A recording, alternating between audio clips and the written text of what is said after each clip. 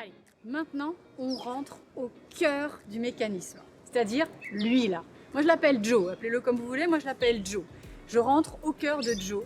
Et en fait, ce qui se passe, c'est que toutes nos perceptions, tout le monde qui nous entoure, tout ce que nous touchons par nos sens, voyons, entendons, goûtons, n'est que régi par des impulsions électriques.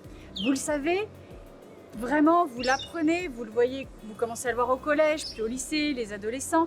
Et pour les adultes, vous pouvez le savoir. Enfin, aujourd'hui, la banque d'informations est très importante. On sait, c'est plus une surprise, que tout ce qui est traité dans notre cerveau est régi par des impulsions électriques. Notre neurologie est électrique.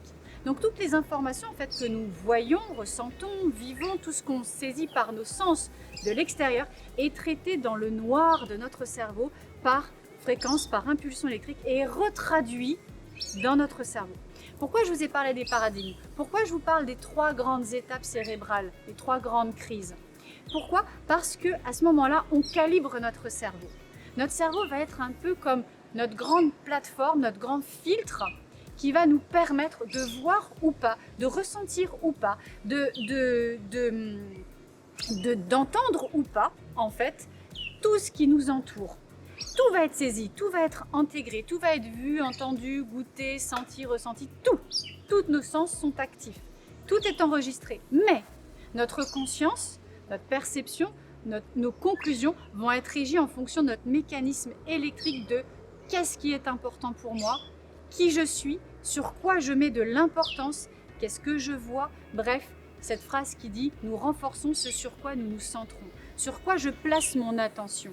Quelles sont mes intentions? Et en fonction de toutes nos conclusions, en fonction de cette dimension, de cette définition de nous, on ne va pas voir le monde de la même manière et notre cerveau va filtrer l'ensemble des informations qui sont réputées plus importantes pour nous, qui sont nos conclusions et répond à qu'est-ce que je veux voir, qu'est-ce que je veux entendre, qu'est-ce que je veux sentir, qu'est-ce que j'aime pas.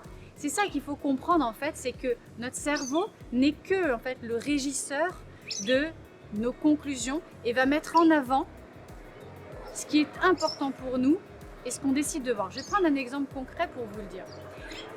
Dans l'hypnose, c'est exactement ce qui se passe. En fait, dans l'hypnose, on suggère, on fait une injonction d'un message spécifique qui fait que la personne hypnotisée, d'un seul coup, va ne plus voir quelque chose.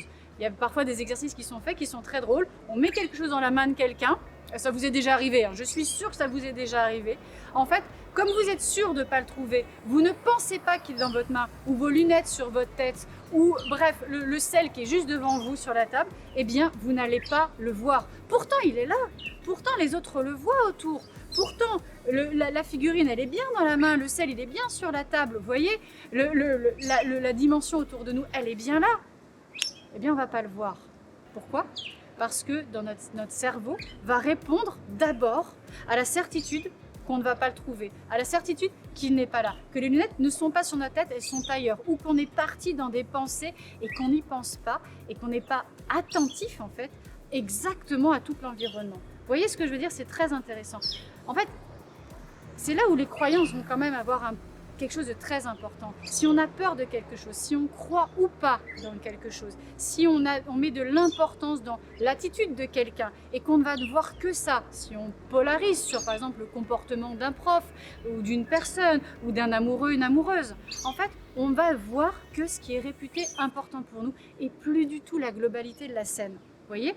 Il en est de même avec la vision de l'argent, puisqu'on en parle, c'est important de le signaler. Cette idée est menée par, en fait, si je pense de cette façon, si j'ai fait cette conclusion et que j'en suis sûre, alors c'est ce que je vais voir, alors c'est ce qui va se passer. Si je suis sûre que je vais me planter à cet examen, si je ne me sens pas à l'aise pour y arriver, si j'ai peur, alors ça va se passer. Pas dans tous les cas, je vous le dis, c'est vrai, on le voit. Des fois, on a des grandes surprises, on a je veux dire, j'avais déjà entendu cette phrase, j'ai été touchée par la grâce, Gaëlle. C'est pas la grâce qui t'arrive, c'est juste que tu as libéré, à ce moment-là, dans ton cerveau, différentes informations qui se sont mises à circuler et qui fait que tu as libéré l'information.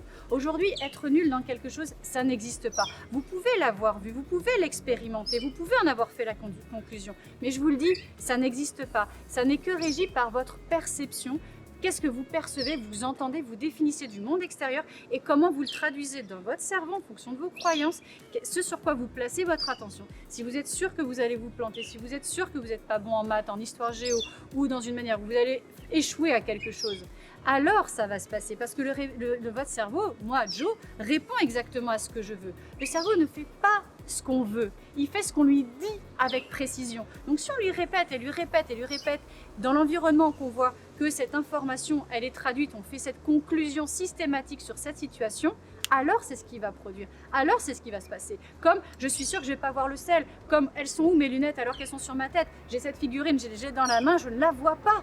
Je ne sais pas, je ne la sens même pas dans ma main, c'est ça qui est dingue. Vous voyez ce que je veux dire?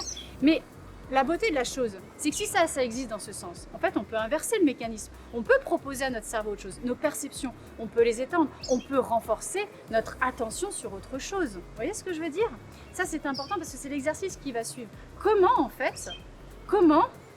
je peux changer ce que je pense ne pas voir? Comment je peux vraiment modifier cette conclusion?